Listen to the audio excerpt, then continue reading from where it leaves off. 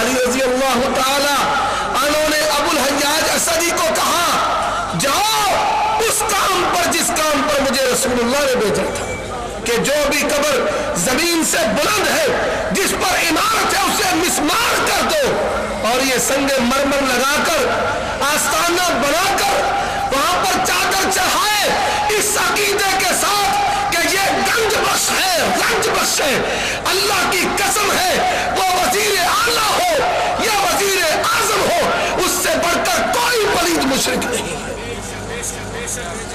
مصنف عبدالرزاق میں ہے سیدنا علی کہتے ہیں بعثنی رسول اللہ صلی اللہ علیہ وسلم الی قبور المسلمین، نبی نے مجھے مسلمانوں کی قبروں کی طرف بھیجا۔ 23 سالہ دور نبوت میں اللہ کے پیغمبر نے کسی نبی کی قبر کو پختہ نہیں کیا۔ شہدائے بدر و احد ہے، اللہ کے پیغمبر کے عسر و یسر کے ساتھی ہیں جن کی وفات پر اللہ کے پیغمبر رو رہے ہیں، آپ نے ان صحابہ کی قبروں کو پختہ نہیں کیا۔ مصنف ابن ابی شیبہ عثمان بن عفان داماد رسول رضی اللہ تعالی عنہ آئے، بیٹی فوت ہو چکی ہے، عزیز و اقارب نے جنازہ پڑھا اور دفن کر دیا، قبر زمین سے بلند ہے، کہتے ہیں یہ زمین سے قبر بلند کیوں ہے؟ نہانی صاحبی رسول اللہ صلی اللہ علیہ وسلم، مجھے اس کام سے میرے صاحب میرے محبوب جناب محمد رسول اللہ نے منع کیا ہے۔ یہ بات بالکل واضح ہے کہ 23 سالہ دور نبوت میں صحیح و ضعیف کی شرط کے بغیر اللہ کے پیغمبر نے نہ کسی نبی کی قبر کو پختہ کیا نہ کسی ولی کی قبر کو پختہ کیا۔ جب نبی نے قبر کو پختہ نہیں کیا، قبروں کی بالادستی کی، آستانوں کی بات نہیں کی، بلکہ حدیث میں موجود ہے اللہ کے پیغمبر نے توحید پہ محنت کی۔ صحابی ہے، رسول اللہ فرماتے ہیں اگر تو میری قبر سے گزرے تو میری قبر کو سجدہ کرے گا۔ نبی کی قبر ہے، علی حجویری کو اجمیری کو سجدے کرنے والا سن لو، نبی کا صحابی کہتا ہے آپ کی قبر ہوگی میں آپ کی قبر کو سجدہ نہیں کروں گا۔ اب دوسرا گروہ اللہ تبارک و تعالی نے کہا وَلَقَدْ أَنزَلْنَا إِلَيْكَ آيَاتٍ بَيِّنَاتٍ، ہم نے آپ پر دلائل نازل کیے ہیں۔ اپنے مخالفین سے کہے قُلْ هَاتُوا بُرْهَانَكُمْ إِن كُنتُمْ صَادِقِينَ، لاؤ دلیل اگر تم سچے ہو، لِيَهْلِكَ مَنْ هَلَكَ عَنْ بَيِّنَةٍ، جو زندہ رہے دلیل سے رہے، جو مرے وہ دلیل کے ساتھ مرے۔ اللہ کے پیغمبر نے کہا لاؤ دلیل، جواب دیتے ہیں ما وجدنا علیہ آبانا، ہمارے بزرگ ہمارے اکابرین یوں کیا کرتے تھے۔ صحیح بخاری میں حدیث ہے، حبشہ کا دربار بادشاہ رکت ابو سفیان سے پوچھتے ہیں ما یقول محمد صلی اللہ علیہ وسلم، محمد صلی اللہ علیہ وسلم کی دعوت کیا ہے؟ جواب دیتے ہیں سونے کا پانی بھی ہیچ ہے، اعبدوا اللہ وحدہ ولا تشرکوا بہ شیئا، ایک اللہ کی بندگی کرو، اللہ کے ساتھ کسی کو شریک مت کرو۔ اور دوسرا جملہ ولا تفعلوا ما یقول آباؤکم، جو تمہارے اکابرین آباء و اجداد کہتے ہیں وہ مت کرو۔ کرنا کیا ہے؟ فاستمسک بالذی اوحی الیک انک علی صراط مستقیم، وحی کو مضبوطی سے تھام لے، یہی سیدھا رستہ ہے۔ اب چوتھا گروہ زبانیں بھی کالی مکروہ حرکتوں والے جو صحابہ کو گالیاں دیتے ہیں۔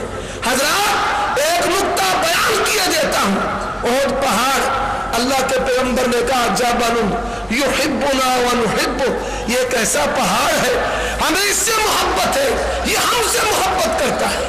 اللہ کے نبی اس پہاڑ پر صدیق بھی ہے، شہیدان عمر بھی عثمان بھی ہے، پہاڑ میں حرکت کی، نبی نے ضرب لگائی اثبت یا احد علیک نبی اللہ و صدیق و شہیدان، پہاڑ حرکت کرے، نبی ضرب لگائے، اللہ کی قسم ہے، اور جو زبان بکر کو عمر کو عثمان کو گالی دے اس کا علاج گولی ہے۔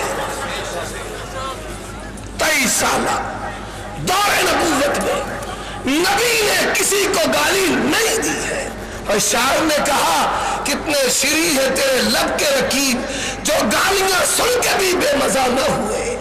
اللہ کے پیغمبر فرماتے ہیں ان اللہ بعثنی رحمہ، ان اللہ بعثنی رحمۃ للعالمین وہدی للعالمین، میرے اللہ نے مجھے رحمت بنا کر بھیجا ہے، اللہ نے مجھے گالیاں دینے والا بنا کر نہیں بھیجا۔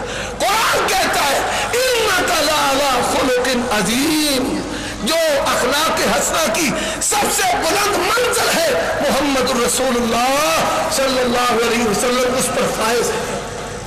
چوتھا گروہ کون ہے؟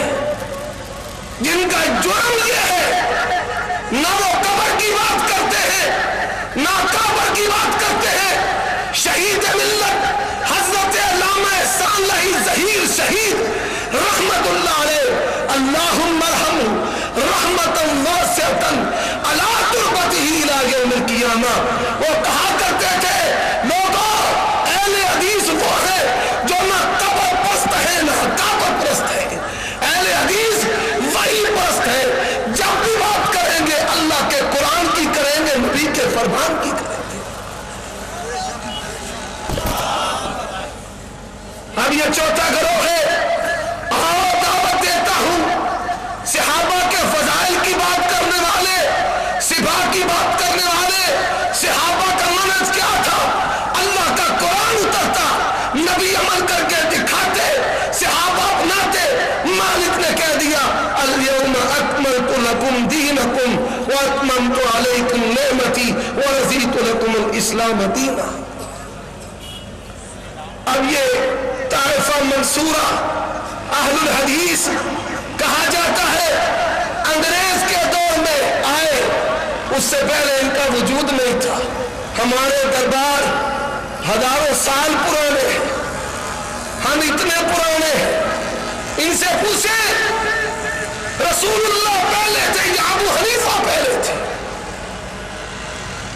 پر ان سے بعید نہیں یہ کہہ دیں یہودیوں کی طرح عیسائیوں کی طرح کہ ابو حنیفہ پہلے تھے۔ یہودیوں نے کہا، قرآن کہتے ہیں ام تقولون ان ابراہیم واسماعیل واسحاق ویعقوب والاسباط کانوا ھودا او نصارا قل انتم اعلم باللہ۔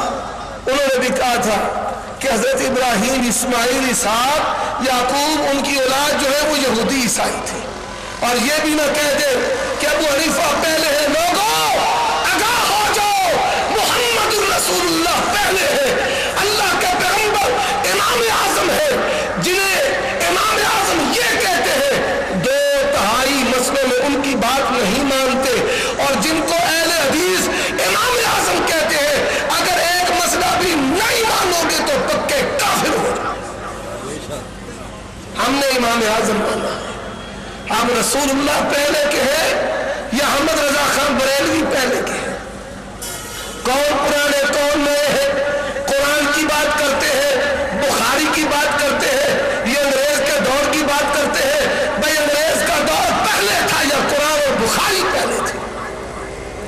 اب اور وضاحت کیے دیتا ہوں، محدثین پر اللہ کو رحمت فرمائے، انہوں نے جس طرح مسائل پر کتابیں لکھی اسی طرح عقائد پر کتابیں لکھی ہیں۔ اہل حدیثوں اپنی لائبریریوں کی گھروں کی زینت بناؤ یہ کتابیں۔